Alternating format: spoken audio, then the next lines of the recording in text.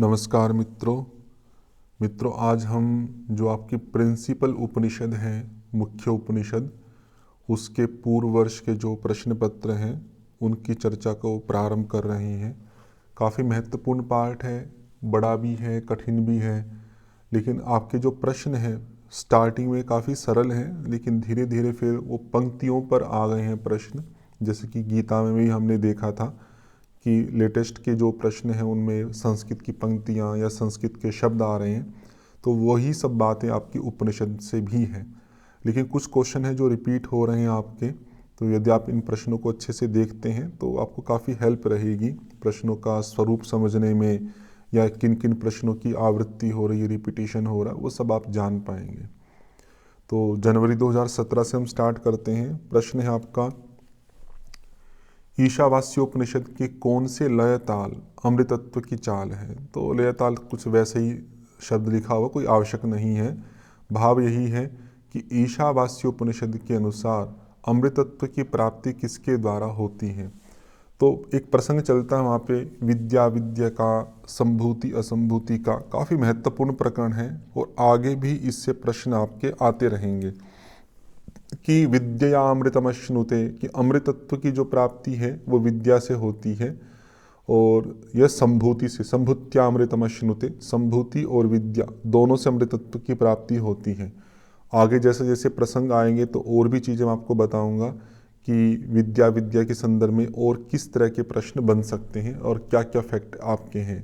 तो अभी के संदर्भ में आपका थर्ड ऑप्शन आपका हो जाएगा।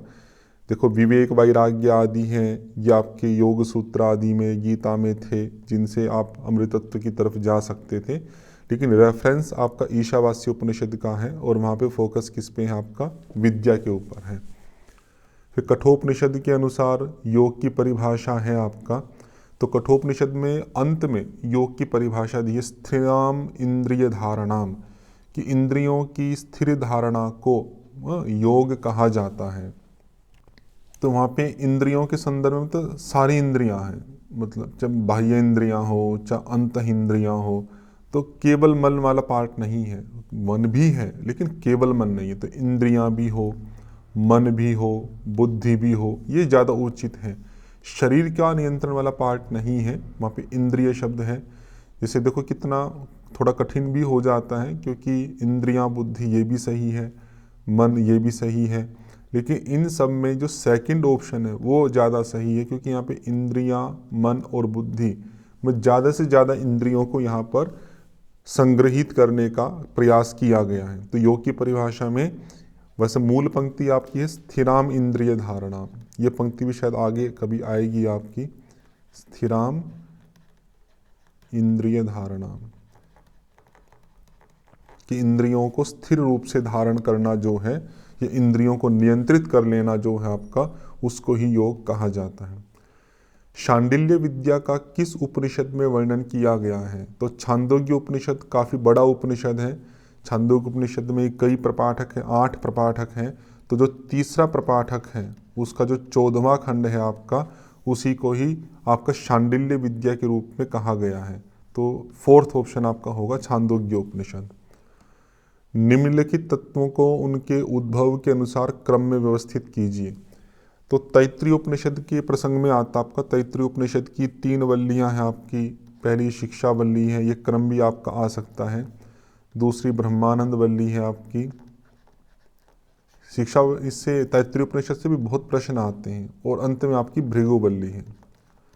तो ब्रह्मानंद वल्ली के अंतर्गत आपका इन महाभूतों के क्रम की चर्चा की गई है। तस्माद व आत्मनः आकाशः संभूतः। तो पहले आकाश होता आत्मा से, पहले आत्मा है, आत्मा से आकाश बनता है, आकाश से वायु, ये आगे भी कई बार आएगा, मैं यहीं पे बता देता हूँ आपको। वायु से अग्नि, आकाशाद वायु, वायुरग्नि, अग्निरापः, आपः, अद्य पृथ्वी, पृथिव्या औषधम, औषधिभ्योऽन्नम, अन्नाद रेतसः, रेतसः पुरुषः। इस तरह से क्रम है आपका। तो आकाश हो गया, फिर वायु, और फिर अग्नि, फिर जल, और फिर आपका पृथ्वी। उसी हिसाब से क्रम आप सेट कर लीजिएगा। फिर पंचकोश को स्थूल से सूक्ष्म की ओर व्यवस्थित कीजिए कि सबसे स्थूल, फिर उससे सूक्ष्म, फिर उससे सूक्ष्म। तो ये भी आपका तैत्तिरीयोपनिषद के संदर्भ में है, और ये भी आपका ब्रह्मानंद वल्ली से ही है मुख्यतया। ब्रह्मानंद वल्ली में 5 कोशों की काफ़ी चर्चा की गई है। तो सबसे स्थूल जो है आपका वो अन्नमय कोश है आपका, पहला आ जाएगा आपका। अन्नमय कोश के अंदर उसी के आकार का आपका प्राणमय कोश रहता है। प्राणमय कोश के अंदर उसी के आकार का आपका मनोमय कोश रहता है। मनोमय कोश में ही बुद्धि से संदर्भित आपका विज्ञानमय कोश रहता है, और उसी के अंदर आपका सुषुप्ति अवस्था से जुड़ा हुआ आनंदमय कोश रहता है। तो ये हम स्थूल से सूक्ष्म की ओर आपके क्रम लगा सकते हैं। अगला है आपका मैचिंग करने का। ये कठोपनिषद से प्रश्न है आपका। आत्मानम रथिनम विद्धि शरीरम रथमेव तु बुद्धिम तु सारथिम विद्धि। तो यहाँ पे उपमा के माध्यम से ये जितने भी आपके अंग हैं, आत्मा है, मन है, बुद्धि है, उन सब के संयोजन को समझाने का प्रयास किया है। तो जैसे एक रथ होता है आपका, उस रथ में घोड़े भी हैं, उस रथ में एक सारथी भी है, एक लगाम भी है, और एक रथी होता है जो पीछे बैठा रहता है। फिर घोड़े किसी एक मार्ग पर दौड़ रहे हैं। तो उन सब चीज़ों को समझाने का प्रयास किया। मैं आपको लिख देता हूँ। जैसे रथी हुआ, सारथी हो गया आपका, फिर लगाम, फिर घोड़े हो गए आपके, और फिर आपका मार्ग, जिस मार्ग पर वो दौड़ते हैं। तो रथी तो हो गया आत्मानम रथिनम विद्धि, जो आत्मा है वो दृष्टा भाव से केवल बैठा रहता है। बुद्धि है जो सारथी है, जो विवेक से युक्त है, क्या करना है क्या नहीं करना है, वो बुद्धि है आपका कि किधर जाना किधर नहीं। लगाम आपका मन है, तो मन को बुद्धि नियंत्रित है, बुद्धि नियंत्रित करती है। और मन किसको करते हैं? इंद्रियां। इंद्रियाणी हयानाहु, इंद्रियों को घोड़ा। घोड़े के लिए हय शब्द भी संस्कृत में प्रयोग किया जाता है। हो सकता है किसी परीक्षा में घोड़े ना लिख के या अश्व न लिख के हय ही लिख दे आपका। तो मन जो है, उस मन के साथ में इंद्रियां जुड़ी हुई है, उस मन के साथ बुद्धि जुड़ी हुई है। तो बुद्धि विवेक के माध्यम से मन को जब खींचेगी तो इंद्रियां नियंत्रित हो जाएगी, क्योंकि इंद्रियां अपने आप में कोई दिक्कत नहीं है, यदि मन उससे जुड़ता है तो दिक्कत है। और मार्ग मतलब गोचरान। गोचरान मतलब आपके विषय।